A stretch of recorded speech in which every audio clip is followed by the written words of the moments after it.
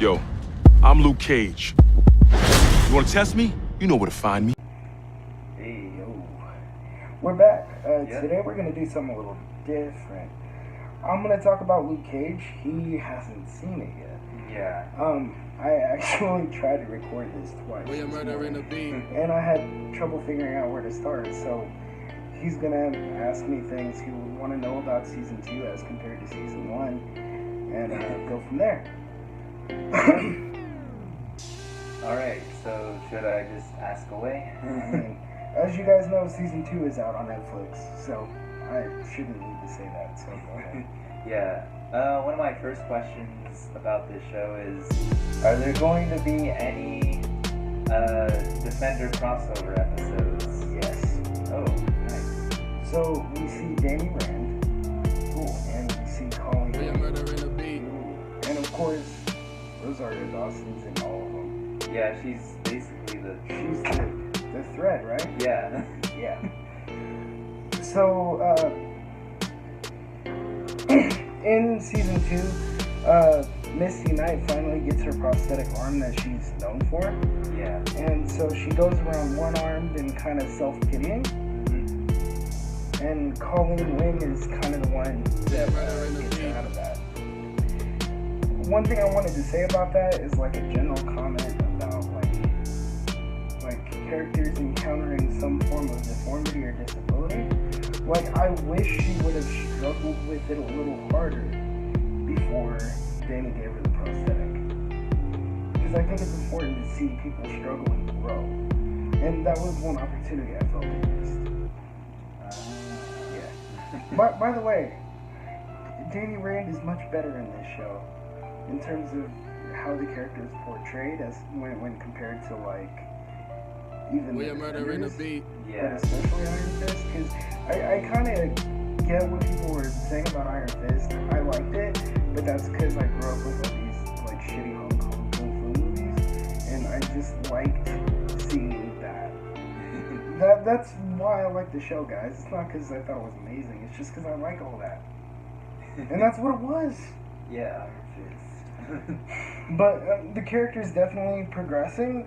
In the short time that you see him, you've noticed a marked change. So if they continue that on to Season 2 of the Iron Fist, it should be great. Cool.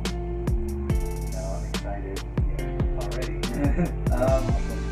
Question about choreography. Is it too dark? Are there cool kung fu scenes? Okay. So here's the thing. The choreography is generally okay. Like, it's pretty good most of the time. I didn't say excellent, I said pretty good. It's not excellent. See, the thing is, like, I'm kind of picky when it comes to that somewhat because, like, I used to be on a martial arts demo team where we had to choreograph things. And so when I look at a scene like that, I'm thinking, okay, the camera is your eye, deciding what you look at. Now, a couple of the problems I had is, I don't know if you know this, but there's a new villain in there named Bushmaster, played by Mustafa Shakir, who does an amazing job, by the way. As an aside, like, Marvel in general seems to be really picking up on what made Killmonger and Andy Serkis's and Thanos' character relatable as villains, and they're starting to throw that into the rest of the Marvel universe eye. So more complex, Yeah. like human motivations, which leads up to my next question about like, are there any real villains? Oh shit, but I didn't get to the choreography yet. Oh, sorry. That's the next question. Okay, villains, choreography, villains, got it. Yeah. Okay, so choreography-wise, Bushmaster does some kind of weird form of capoeira, which is Brazilian dance. I remember what that looks like. They probably don't even know what that is. But yeah, so look that up, okay? I don't know how to spell it. It's Brazilian Portuguese. I don't know how the phonology and the spelling works out in that language, so I'm not gonna attempt it. Not Spanish. No, it's not. Sort of, but not. So he does a weird form of capoeira, and that's really difficult to shoot. So there are sometimes when they're using like a wide two-shot sort of thing where they're kind of far away, and you can see when his legs don't make contact with the person he's supposed to be hitting. That is a shitty decision when it comes to photography. Don't do that. There's another fight scene in there where Luke Cage is fighting people with Misty in a warehouse, and they kind of do the helicopter shot, up in the rafters of the warehouse thing. Again, you can tell when they're not really hitting their targets. Not a good choice. You have to sell the choreography. And the thing is, you don't want people walking around hurting each other on set the way that Tony Jaa did in, on Bach. Yeah, that was crazy. He was really hitting people. Like, they had to replace stunt doubles because he was injuring them. You don't want that, but what you also don't want is for people to see that you're not making contact. You gotta stick to the comic book rules of show the beginning and the end of the hit. Over-exaggerate that so the camera makes it look good. The camera sells it. So both actors need to over-exaggerate their movements so that it looks like a clean contact. Just like in comic books.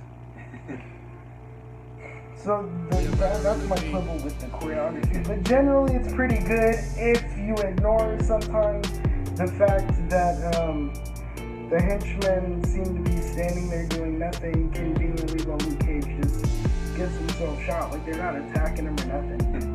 They're just kind of sitting there waiting their turn. That's funny. But other than that, like, it's pretty good. It's not bad at all. Alright. So, next question. So this is where it gets complicated. Because in the first, I was going to say film, in the first season, Mariah Dillard, Stokes, and Cottonmouth were the villains, right? Cornell's dead. So in this season we have Mariah. And then we have Bushmaster, who's kind of a villain. Like, he's out there killing people.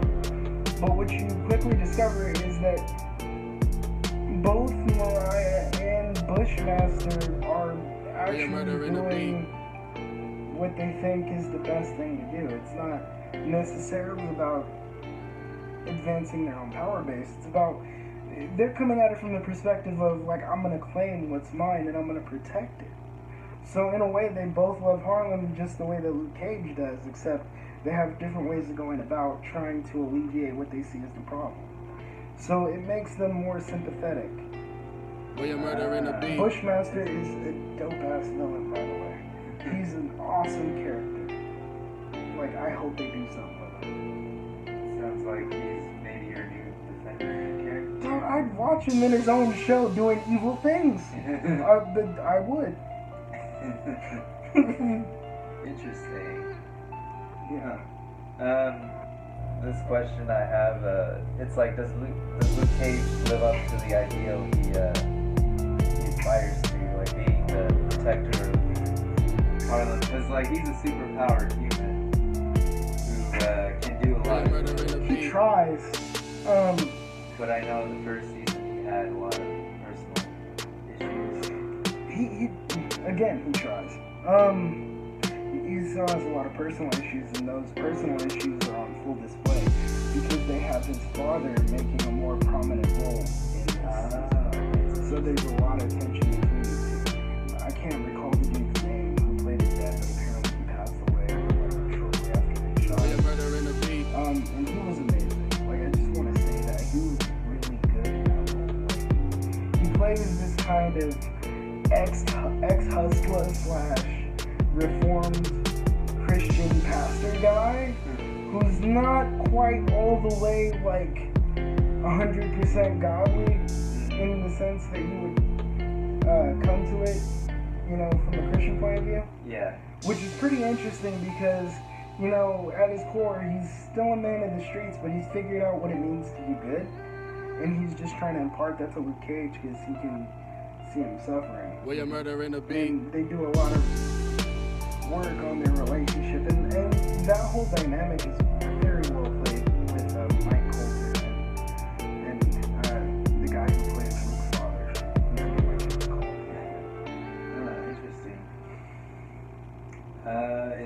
feels like they're really trying to delve into the origins of these characters, because I remember season 2 of Jessica Jones. Yeah. She had some stuff with her mom, which if you haven't seen it, like, I recommend it. I think the showrunners for these 2 shows might actually be the same. So maybe it makes sense. Yeah. As my question, let's see. Well, I'm pretty wrapped up to watch it. Ooh, good, because that was kind of my intention. Yeah. Like, even though I had some critical things to say, I still think this season was pretty damn strong. Some people think that season 1 was better. I would have to say I strongly disagree. Like, season 1 was bad. But for me, right, it had like 12 episodes, I think, and it didn't get interesting for me until episode 9 of season 1. This started around 6, halfway through 6 and into 7. So they're starting to figure out how to make stories, which is something I want to say about Netflix shows in general, in closing, is that for me, TV writing is a little stronger because they give you incentive to watch the next week, but I feel like these shows are intended to binge watch. So there are some shows where it feels like they film 12 hours of shit, like stuff, and then they cut it into episodes. It's not structured so that everything is a self-contained story because they expect you to binge watch, which sometimes can hurt a show. If anyone from Netflix, which I doubt any of you are listening, stop doing that. It's actually hurting you.